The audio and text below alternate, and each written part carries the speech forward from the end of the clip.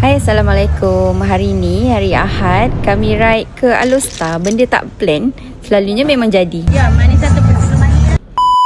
Biasanya hari Ahad saya kerja, tapi tak apa, tempat kerja insyaAllah akan ada orang ganti. Sesekali tu, kita ni ambillah cuti, detox kepala kejap. Keluar daripada suasana kerja, buat benda yang kita suka. Kadang-kadang, bukan badan je yang perlukan rehat, hati dan fikiran pun sama. Pergilah travel tempat yang baru, buat benda baru, nanti balik dengan semangat yang baru.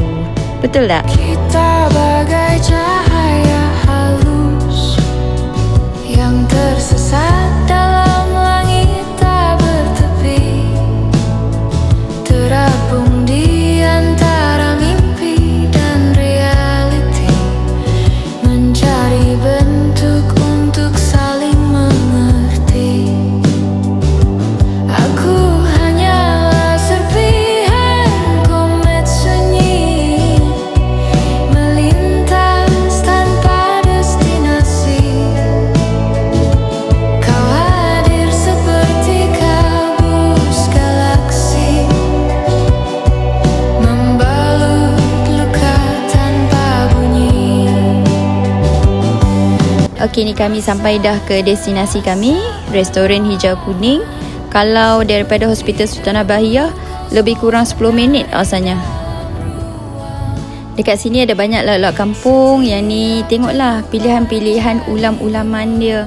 Jadi rambang mata tahu nak pilih. Syoknya. Kita share.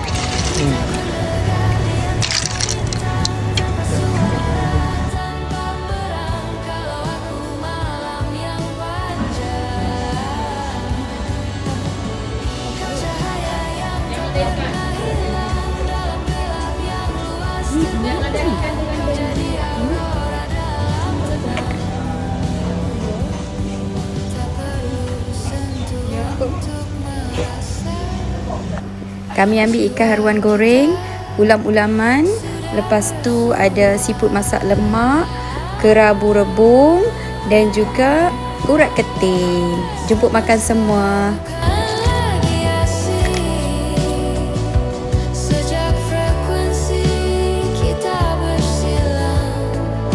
Kami bungkus juga bawa balik gulai ayam kampung, ikan baung, sup daging untuk anak-anak. Tiba-tiba hala balik, husband ajak singgah ke Fantastic Food by Kak Nap dekat Stadium Darul Aman.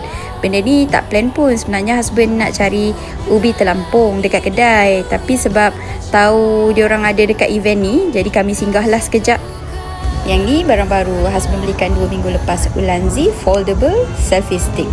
Kan memang saya suka pegang kamera Insta360 ni kalau atas motor pun.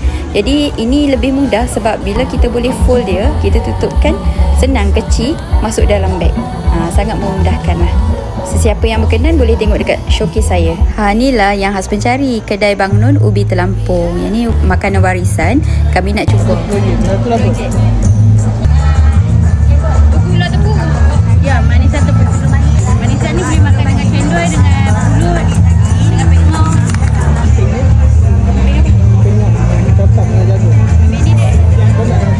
Dekat sini kami tak beli banyak benda pun. Memang aim nak beli ubi telampung.